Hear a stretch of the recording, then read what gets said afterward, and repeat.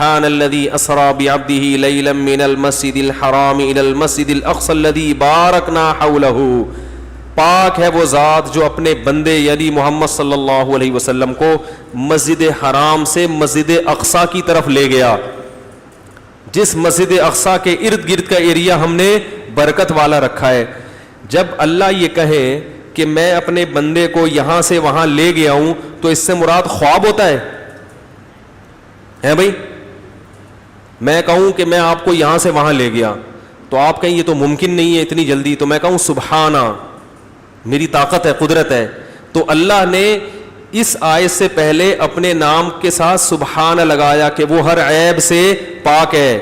تمہیں اشکال تو ہوگا کہ وہ کیسے لے گیا بھائی, تو اللہ بتاتے ہیں وہ ہر عیب سے پاک ہے جو اپنے بندے کو تھوڑے سے حصے میں لے گیا.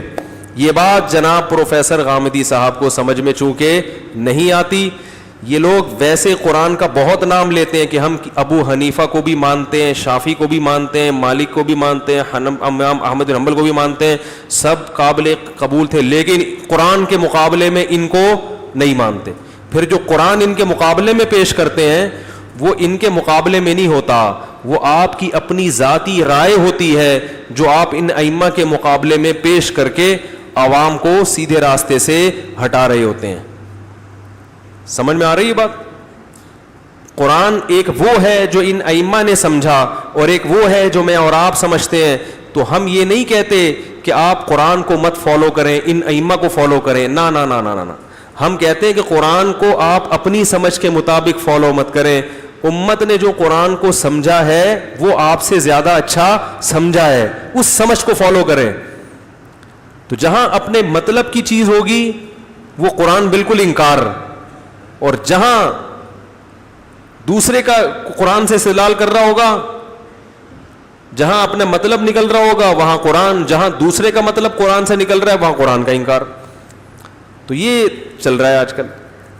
جب بات چلی گئی ہے تو تھوڑا سا یوں بتا دوں کہ یہ جو انہوں نے کہا کہ قرآن میں آگے یہ بھی تو آتا ہے وَمَا جَعَلْنَا الرُّؤْيَا الَّتِي أَرَيْنَاكَ, اے نبی ہم نے جو آپ کو رؤیا دکھایا وہ حق تھا. تو رؤیا خواب کو بھی کہتے ہیں.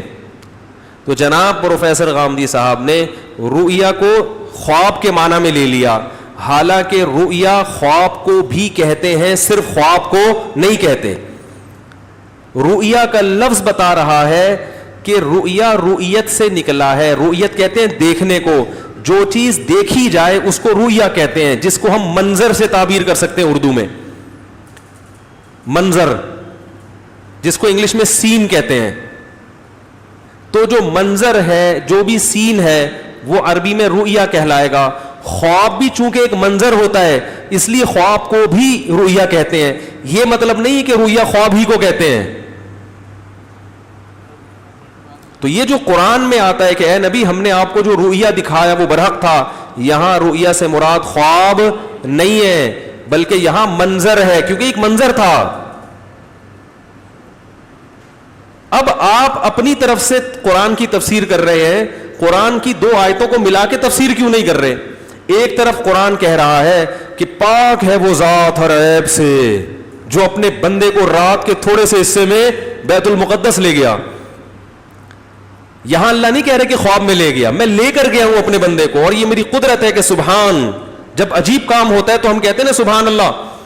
خواب میں جب کوئی چیز نظر آ جائے تو یہ عجیب کام نہیں ہے. خواب میں تو ایک غریب آدمی جس کے نہ میٹرک کیا ہوا, نہ کوئی بینک اسٹیٹمنٹ ہے, نہ اس کے پاس ایک دھیلے کی رقم ہے, وہ امریکہ کا وزیر اعظم بنا ہوتا ہے.